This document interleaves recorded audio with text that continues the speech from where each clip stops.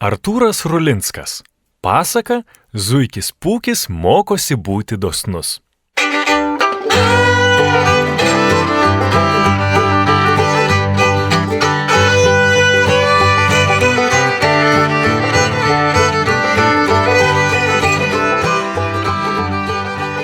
Pūki, pūki! Iš tolo džiaugsmingai šaukė brolis Trumpauodegis. Ar pamiršai, kad šiandien Ąžuolinės kaimo daržuose švenčiame padėkos dienos šventę? Ačiū, broli. Atsiliepė Pūkis. Buvau labai užsiėmęs.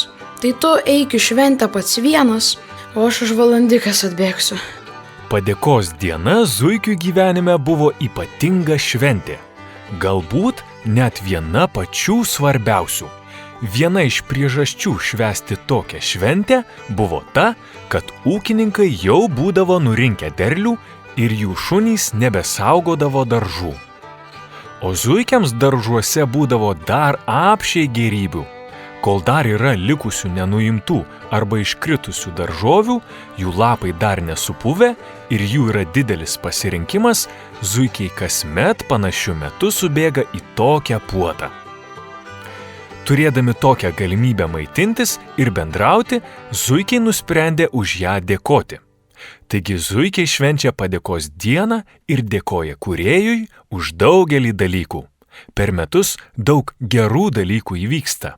Kai kas šią vasarą susiporavo ir žiūrėk, atbėga kokia pora, o paskui juos pulkas gražių ir judrių zuikučių. Zuikiai dėkoja už gerus metus, už išaugintą šeimą, už gerą sveikatą, kad pavyko pasprukti nuo plėšrūnų. Pūki, o tu už ką šiais metais esi dėkingas?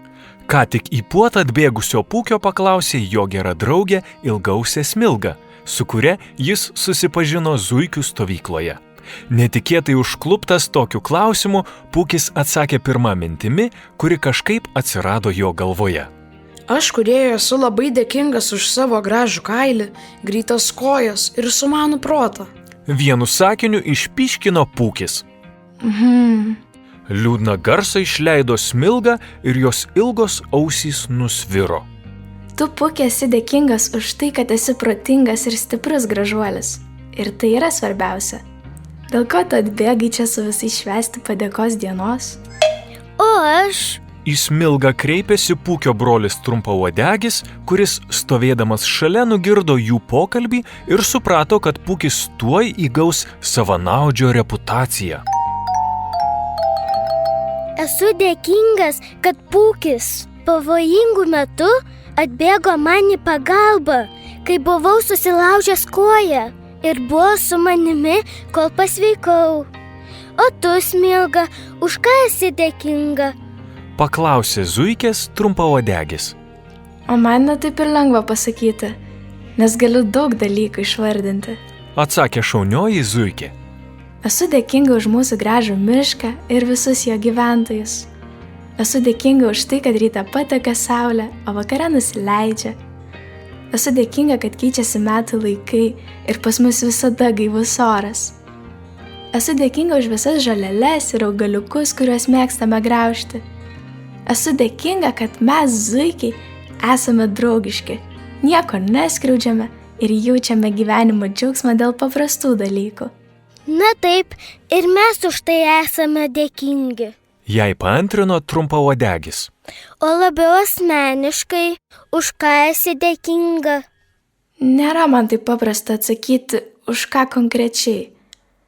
Bet labiausiai norėčiau pasakyti, kad esu dėkinga kūrėjui, kad jis mums toks dosnus ir dovanojo puikią galimybę gyventi gražų ir smagų gyvenimą. Mano senelis dažnai kartodavo vieną psalmę, kurią buvo išmokęs, nes prie atokios bažnyčios turėjo savo guolį ir dažnai klausydavosi pamaldų ir pamokslų.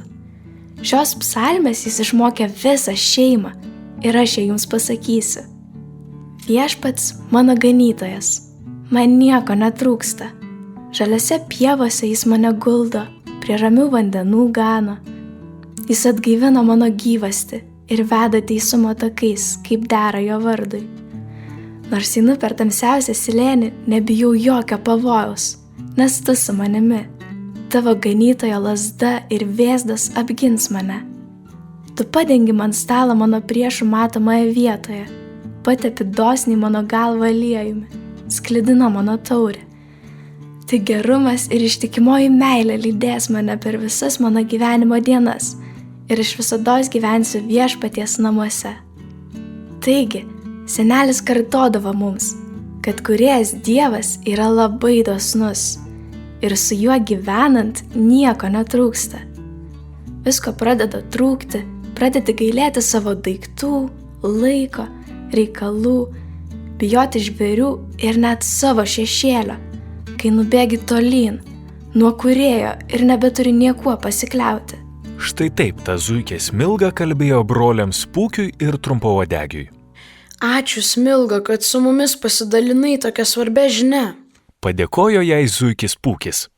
Aš niekada nebuvau girdėjęs, kad turi būti toks dosnus, kaip Kūrėjas yra dosnus mums visiems. Manau, ir ši padėkos diena mums primena tą Kūrėjo dosnumą ir gerumą. Švęsti padėkos dieną prisimenant, kad visos šios morkos, kopūstai, runkeliai ir daugelis kitų dalykų yra Kūrėjo dosnumo dovana mums. Iš tiesų yra puiku. Mes tikrai daug visko turime, kad gyventume laimingą zuikišką gyvenimą. Tačiau turėtume nuolatos prisiminti, iš kur ta visa gausybė gerumo ateina. Argi ne taip? Apmąstęs girdėtus dalykus, paklausė Pūkis.